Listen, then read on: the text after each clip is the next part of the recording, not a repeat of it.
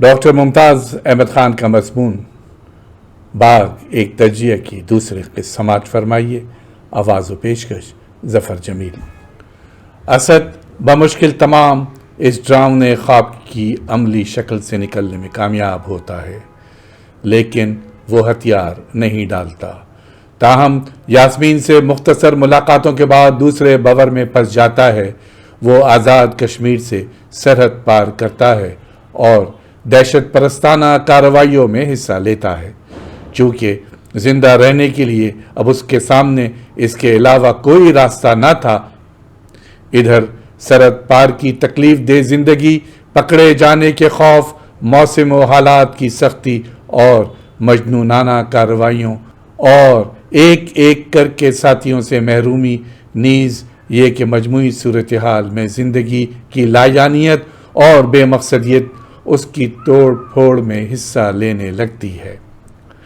लेकिन चूंकि वो अब्दुल्ला हुसैन का हीरो है जो अपने इरादे के जोर पर आगे का सफ़र तय कर सकता है, इसलिए वो वापस गुमशुद आ जाता है। एक लम्हे की खुशी शायद तकदीर को गवारा नहीं।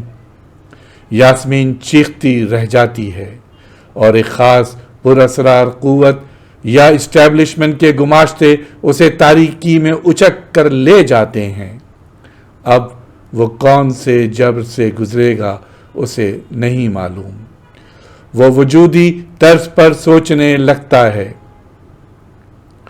मैं अपनी सांस के आर्ज़ी की खातिर इधर उधर फिरता रहा हूँ, मगर ऐसे आर्ज़े किसको नहीं होते। सिर्फ इतनी सी बात है कि इस बिजली की चमक को मैं कायम रखने की कोशिश कर रहा हूँ और उस वक्त तक करता रहूँगा जब तक मेरे दिल में ज़ोर है। कितने ऐसे लोग हैं जिनको इशारा मिलता है कि वो दोज़ख में जाएंगे और वो उसे तस्लीम कर लेते हैं, मगर साबित कदम रहते हैं, इसलिए कि दोज़ख और जन्नत की कौन सी बात है, कैफियत है जो उम्र के किसी मकाम पर हर एक के हाथ से निकल जाती है और फिर उसको ढूंढते ढूंढते बाकी रास्ता तय होता है।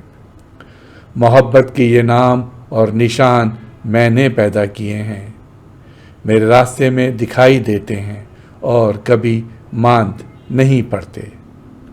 मैं उनको कैसे छोड़ दूं, बस इतनी बात है। बाकी ये लोग मुझे कहाँ लेकर जा रहे हैं इसका मुझे इल्म नहीं। अगर कैद में डालना था तो इस इलाके से बाहर क्यों ले जा रहे हैं। अगर देश निकाला देना है तो इस तरह कैदी बनाकर ले जाने की क्या ज़रूरत थी। ये अजीब सफ़र है। ये नावल की आखिरी सतरें हैं। इनमें अब्दुल्ला हुसैन ने नावल के हीरो से मुताल्लिक़ सब कुछ कह दिया है, बल्कि वो भी कह दिया है जो आम तौर पर कारी की नज़रों से पोशीदा रहता है।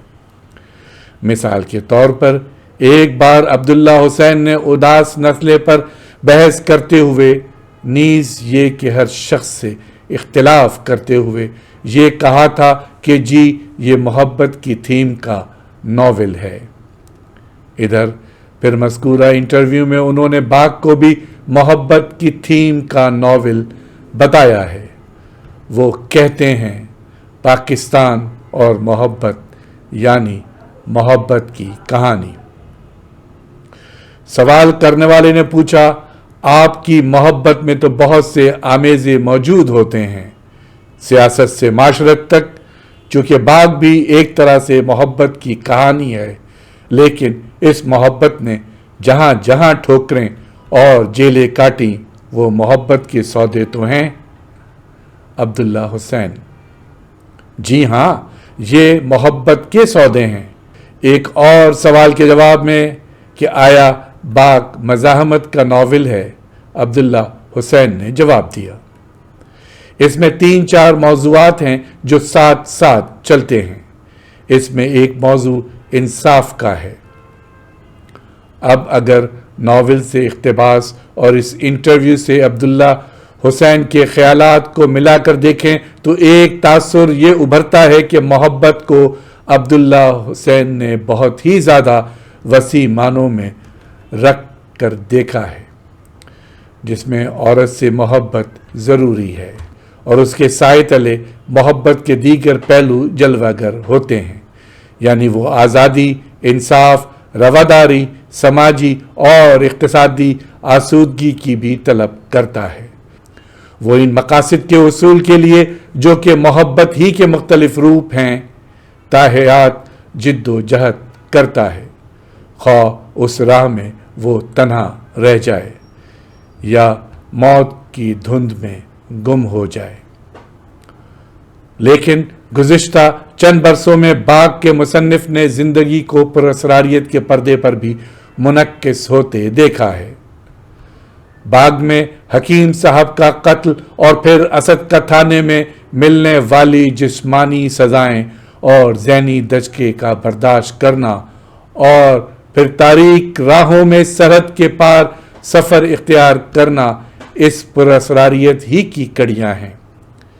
میر حسن جو حکیم کے قتل کے وقت مبینہ طور پر اس کے کمرے میں تھا اور وہیں سے نکلتا ہوا پایا گیا تھا، اسد کو سرحد پار والے کشمیر میں کچھ لوگوں کے ہمراہ ملتا ہے۔ وہ قتل کا اعتراف نہیں کرتا، لیکن اس کا جاسوسوں اور دہشت پرستوں کا ساتھی ہونا اس طرف اشارہ کرتا ہے کہ اس نے حکیم کا قتل کیا ہوگا، مگر کیوں؟